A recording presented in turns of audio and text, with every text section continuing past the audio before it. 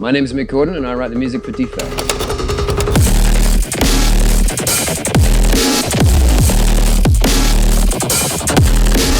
So I like to think that my job is to find a unique sound behind every single project. I like to think that my work considers the role in which it exists. It's not just an accompaniment.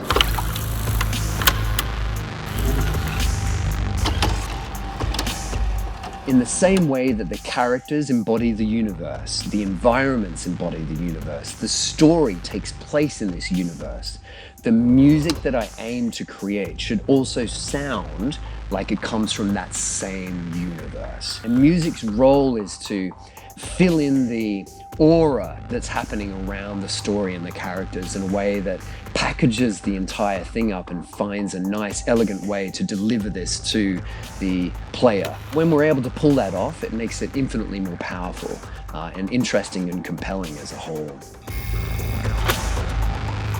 I was hanging out in the id Software offices and I overheard a conversation happening in a room next to me about a movie called Chopper. And I didn't expect anyone in America to know what Chopper was. And I popped next door and there's a manual telling everybody. Somehow he knew about this film. And so I met him and we bonded over our mutual love of super heavy metal music. Emmanuel's artistic approach to his visual design just blew me away. I mean, both him and Alex, so I hit it off with him really well. He finished up at id Software and left. He said, hey, I'm creating this new company.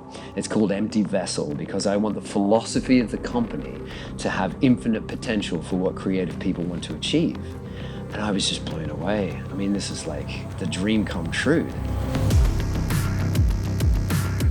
He said, like, if you want it, it's yours. And we've been working together ever since. The people behind the project was number one. And then number two, to have a futuristic, gritty, cyberpunky, violent, aggressive, action-based, first-person shooter game from these guys, man, that's a dream come true.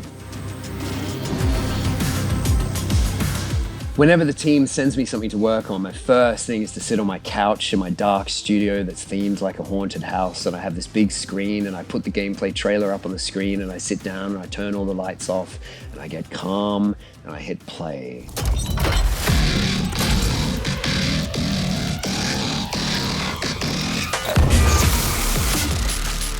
And I watch and I pick up on the pace and I have a little metronome next to me and I start tapping what the pace of the scene feels like. And I make a mental note of what that tempo is going to be. And then I think, what's the emotion that we want to sell here? What are we trying to get across? What are we trying to make the audience feel?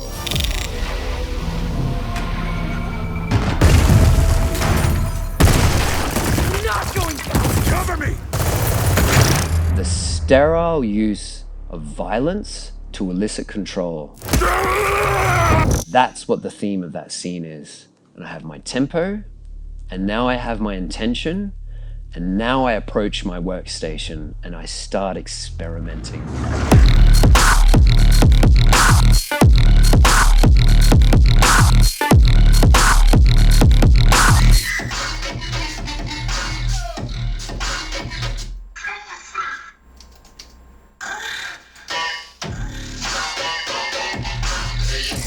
So for me then, it's about finding as many ways as possible that we can illustrate the concept of control versus chaos. One thing I've been exploring a lot on this project is the absolute extremes of distortion. How far can we distort the absolute living hell out of a sound until we lose the musicality of it? At what point does it become noise? At what point does it break that threshold between that's music and that's no longer music?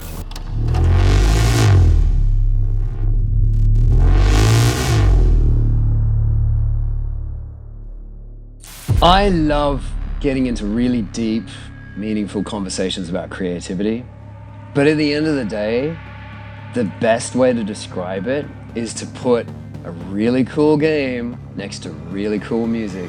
And if you just combine those two things, that works. It's a fail-safe method for making it work.